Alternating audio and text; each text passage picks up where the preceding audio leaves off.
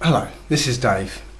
I've been asked to talk about my latest experiment, which has been underway for about 8 months now. Some of you might know that about a year ago I completed a 30-day urine fast, which meant I didn't eat any food or drink any water for 30 days, just urine. And when I completed that urine fast, at the end of it, I basically lost a whole bunch of weight. Well, you'll be able to see a picture now of what I used to look like.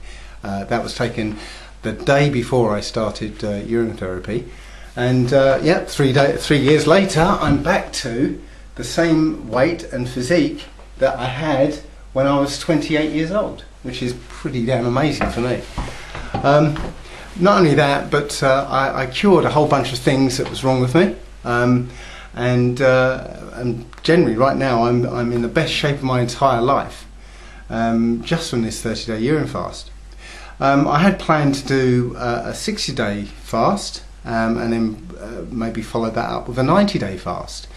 But one of the things that I found after finishing the fast was that I didn't actually need to eat very much. I actually went 8 days without eating. I'd just forgotten to eat for 8 days, and it wasn't until somebody asked me out to lunch that I realised, oh, I haven't eaten for a while. Oh, it's been about 8 days. Wow. And that led to the question, how can it be that I could go 8 days without eating and not even notice it? So as soon as I asked that question, a whole bunch of books just started to come to me and just appear in front of my eyes, and one of them was a book called Man's High Consciousness by Hilton Hotema. Now, I'd come across this book because Andrew Norton Webber, some of you might know that he talks about distilled water and urine therapy. Andrew Norton Webber introduced it to me, but at the time I don't think I was ready for it. You know, it was an interesting book, and I started reading it, and I didn't get into it until I'd asked myself this question, and then this book popped up in front of me again, and I actually started reading it. It turned out to be the most amazing book I'd ever read in my entire life.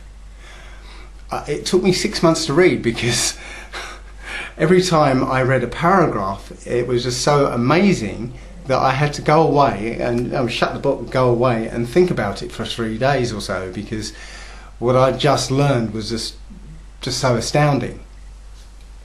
So what this book basically talked about was how we are all actually breatharians. Now, a breatharian is somebody who doesn't need to eat, who realizes that our bodies aren't made up of the food that we put inside ourselves. We're essentially built from cosmic radiation, from the universe as such, and what we do is condense that radiation into material substance. It's not food that becomes part of us. You know, we're not made up of food, and the only other thing that we actually need is the breath of life, the inspiration. That's where it comes from. The respiration, inspiration.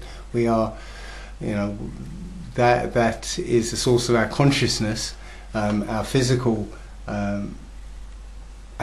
form, as such, is condensed light. We're light beings. We're condensed light beings. This book basically detailed how we descended from essentially a perfect state of breatharianism down to where we are now. So what happened was we got into the habit of drinking water, and because our body wasn't used to taking on so much water, then it basically had to compensate and adjust itself to accommodate our new habit. And as a result, our lifespans started to shrink. Now, according to this book and a few others, our lifespan should have been in the range of, thousands of years, not a mere 100 years. But as a result of drinking water, our lifespan shrunk somewhat. Then we got into the habit of eating fruit. Now that puts a different spin on the Adam and Eve story. But as we started to take on this physical substance, again our body had to adjust to this new reality, and again it was the cost of it was our lifespan shrunk some more, and we became susceptible to certain diseases. Then we got into the habit of eating some of the earthy substances, earthy foods, the vegetables, and we became more and more physical beings. And again, our bodies had to adjust, and our lifespan shrunk some more. And then finally, we started consuming the flesh of other animals, and again, that's another very big change. And again, our bodies had to adapt to it, and our lifespans shrunk to this meager 100 years or so. So for the last 8 months or so, I've been slowly working my way back up that scale. I've not been eating meat for, it's got to be over 3 years now. So I was already at vegetarian, so I spent 4 months pretty much as a vegan. My fallback was going back to being vegetarian. If sometimes I'm just as addicted to food as most other people. So occasionally I would cheat, and my fallback position at that point was going back to vegetarianism.